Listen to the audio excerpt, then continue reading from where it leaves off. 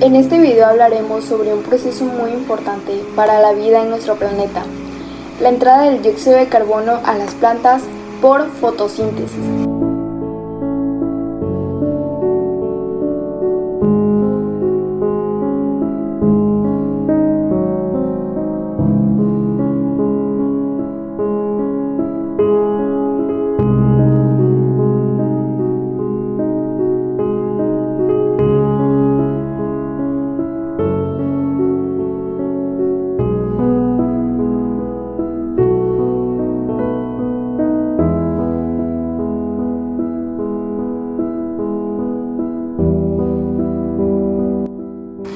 Especialmente en el bioma de la pradera. Aunque no lo veamos, las plantas están trabajando todo el tiempo para transformar la energía del sol y los gases del aire en alimento y oxígeno. Todo empieza con un gas llamado dióxido de carbono, también conocido como CO2. Pero, ¿cómo entra el dióxido de carbono a las plantas? Las plantas no tienen ni nariz ni pulmones como nosotros, pero sí tienen una forma muy especial de respirar. En la parte inferior de sus hojas existen unos pequeños poros llamados estomas. Cada estoma funciona como una especie de puerta diminuta que se abre para dejar entrar el dióxido de carbono del aire. Cuando el ambiente es adecuado, los estomas se abren y el CO2 del aire entra a la hoja por un proceso llamado difusión. Es decir, las moléculas del gas se mueven de donde hay más concentración a donde hay menos. Al mismo tiempo, la planta libera oxígeno al ambiente, complementando así un intercambio de gases vital para la Tierra. ¿Qué pasa después con ese dióxido de carbono?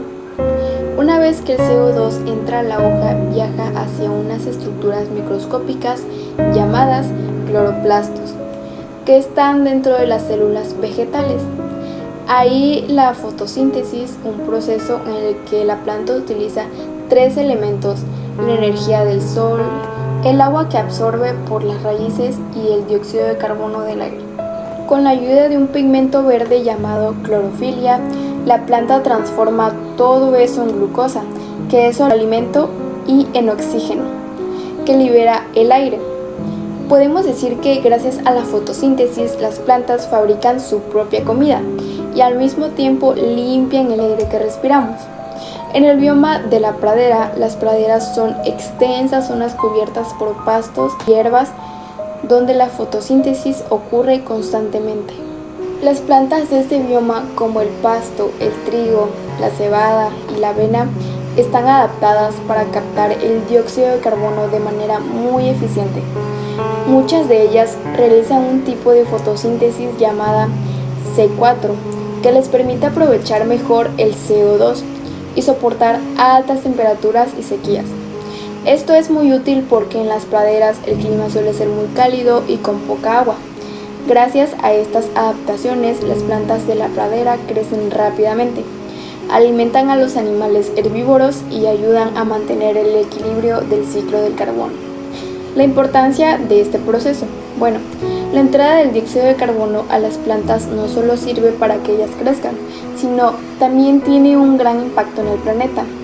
Cuando las plantas absorben CO2, están ayudando a reducir la cantidad de este gas en la atmósfera, lo que contribuye al disminuir el calentamiento global. Además, liberar oxígeno, las plantas permiten que los animales y las personas podamos respirar. Sin la fotosíntesis no existiría el oxígeno que mantiene viva la mayoría de los seres vivos. En resumen, el dióxido de carbono entra a las plantas por los estomas de las hojas, viaja hacia los cloroplastos y ahí participa en la fotosíntesis, donde se convierte en alimento y oxígeno.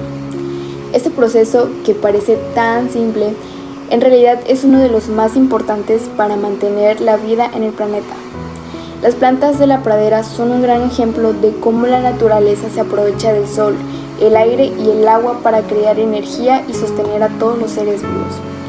Por eso, cada que veas un campo lleno de pasto o una pradera verde, recuerda que ahí están ocurriendo millones de reacciones de fotosíntesis que nos dan aire, alimento y equilibrio ecológico. Cuidar las plantas y los ecosistemas es cuidar nuestra propia vida.